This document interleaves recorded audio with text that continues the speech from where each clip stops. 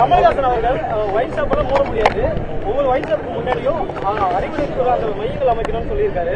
அதை பத்தி அவர் சொன்னது வந்து ஒரு தப்பான மையம். அந்த மையங்கள் அந்த மாதிரி அறிவிக்க கூடாது. ஏன்னா குடிக்கிறது வந்து ஒரு தவறான விஷயம். அது அளவா குடிங்க, கொஞ்சமா குடிங்க நம்ம சொல்லக்கூடாது. ஏன்னா இன்னைக்கு நம்ம எல்லா சினிமாக்கள்ல பாத்தீங்கன்னா அந்த நம்மளுக்கு கார்டு போடுறாங்க. இன்னைக்கு எல்லா லிக்கர்லயுமே அந்த அதுவே விற்கிறாங்க, குடிக்காதீங்க. இருந்து ஒரு கட்சி தலைவர் வந்து அது சொல்றது தவறான ஒரு விஷயம். இது இளைஞர்களை வந்து தவறான விஷயத்தை ஊக்குவிக்கும். இது தவறு. குடிக்கிறது, ஸ்மோக் பண்றது எல்லாமே இங்க இருக்க ஹெல்த் நம்மளை பாதிக்கும். அது தவறான விஷயமா தான் நான் பாக்குறேன். இன்னைக்கு பாத்தீங்கன்னா தமிழ்நாடு முழுவதுமே இன்னைக்கு வந்து தேர்தல் ஆர்ப்பாட்டம் இன்னைக்கு பண்ணிட்டு இருக்கோம். ஆனா காவல்துறை வந்து இந்த நேரத்தில் மக்கள் பிரச்சனை பேசுறதுக்காக எங்களுக்கு வந்து உறுதுணையா இருக்கணும். ஆனால் அந்த காவல்துறையே காவல்துறையே இந்த நேரத்தில் பர்மிஷன் கொடுக்காம ஸ்டேஜ் போடாம சொல்றது உண்மையிலேயே ஒரு வருத்தமான ஒரு விஷயம். காவல்துறை தான் எல்லா லா அண்ட் ஆர்டரை காப்பாத்தி மக்களுக்காக இருந்து சர்வீஸ் செய்யற ஒரு இது.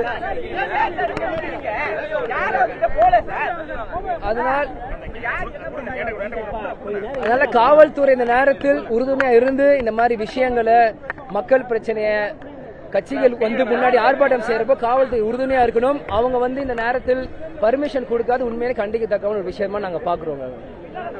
எதிர்கட்சிகள் மற்றும் கூட்டணி கட்சிகளுக்கு தான் இது போன்ற நிலை ஏற்படுது. கேட்கல மாதிரி ஒரு போராட்டத்துக்கு கொடுக்கப்பட்டு ஆர்ப்பாட்டம் அதிமுக இருக்கட்டும், தேமுதிக இருக்கட்டும், மற்ற கட்சிகளுக்கு போராட்டத்துக்கு அனுமதி கொடுக்காது. இந்த வகையில இதுதான் ஆளுங்கட்சியோட பவர். ஆளுங்கட்சி ஏதோ தவறு செஞ்சா எதிர்கட்சிங்க எல்லாருமே சுட்டி காமிப்பாங்க. இதுதான் வழக்கம். ஆனா ஆளுங்கட்சி தவறு செய்யும்போது எதிர்கட்சி சுத்தி காமிக்காத போது கண்டிப்பாக ஆளும் கட்சி இருக்கிறவங்க வந்து அதை வந்து எப்படியாச்சும் தடுக்கணுமோ அதுக்கு அனைத்து வியூகங்களும் எடுக்கிறாங்க. அந்த மாதிரிதான் இன்னைக்கு அஇஅதிமுக இருக்கட்டும், தேமுதிக இருக்கட்டும், வேற எந்த கட்சியாக இருக்கட்டும், நாங்க இன்னைக்கு வந்து எல்லா இடத்தையும் தமிழ்நாடு முழுவதும் ஆர்ப்பாட்டம்னு சொல்லும் போது எங்களுக்கு பல்வேறு பிரச்சனைகள் கொடுக்குறாங்க. மக்கள் வந்து எத்தனையோ மக்கள் ஆர்வமா ஆர்ப்பாட்டம் கலந்து வந்தா வண்டிகளை வெளியே நிறுத்துறாங்க, நடக்க விடுறாங்க, பெர்மிஷன் கொடுக்க மாட்டேங்கிறாங்க, ஸ்டேஜ் போட முடியல, மைக்கு கொடுக்க மாட்டேங்கிறாங்க, பல பிரச்சனைகள் இருக்கு. ஏன்னா நாங்க எல்லாருமே ஆளுங்கட்சியை சுட்டி காமிக்கிறோம். இதே ஆளுங்கட்சி நல்லது செஞ்சாங்கன்னா நீங்க இந்த வள்ளூர் கோட்டை முழுவதுமே பிளாக் பண்ணி நீங்க அவங்களுக்கு சப்போர்ட் செஞ்சா நீங்க காவல்துறை வேலை பார்த்துக்கணும். உண்மையிலே கண்டிக்கத்தக்க விஷயம். நான் மீண்டும் அதான் பதிய வைக்கிறேன். கள்ளச்சாராய விவகாரத்தை பொறுத்தவரையுமே எதிர்கட்சிகள் மற்றும் கூட்டணி கட்சிகள் அரசியல் ஆதாயத்திற்காக தான் வந்து போராட்டத்தை முன்னெடுக்கிறாங்கன்ற ஒரு கருத்து வைக்கிறாங்க. என்ன கள்ளச்சாராயம் என்ன பெரிய தேசிய விஷயமா? மக்களுக்கு வந்து நல்ல பயனுள்ள ஒரு விஷயத்த நாங்க எதிர்கட்சிகள் வந்து அரசியல் விஷயத்துல இருக்கிறோம். கள்ளச்சாராயம் குடிச்சு பல நூறு மக்கள் இறந்துருக்காங்க. அந்த இறந்தவங்களுக்காக ஆறுதலை நீங்க மற்ற கட்சிகள் வந்து போராட்டம் செஞ்சுட்டு அவங்களுக்கு ஒரு உறுதுணையா இருக்கிறோம். இது எப்படி அரசியல் வியூகம் சொல்றாங்கன்னே தெரியல. தவறான ஒரு விஷயம்.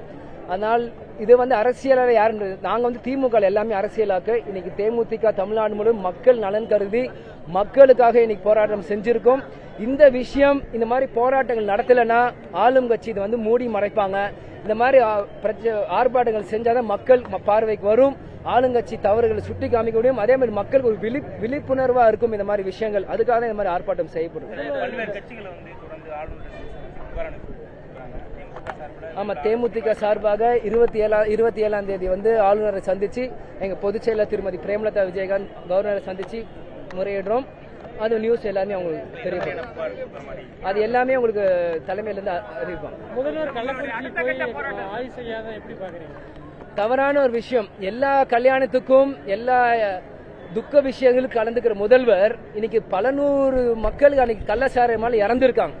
இதுக்கு போய் அவர் நிக்காம இன்னைக்கு வெறும் அறிக்கையும் அதே மாதிரி சட்டசபையில் பேசுறது உண்மையிலே கண்டிக்கத்தக்க விஷயம்.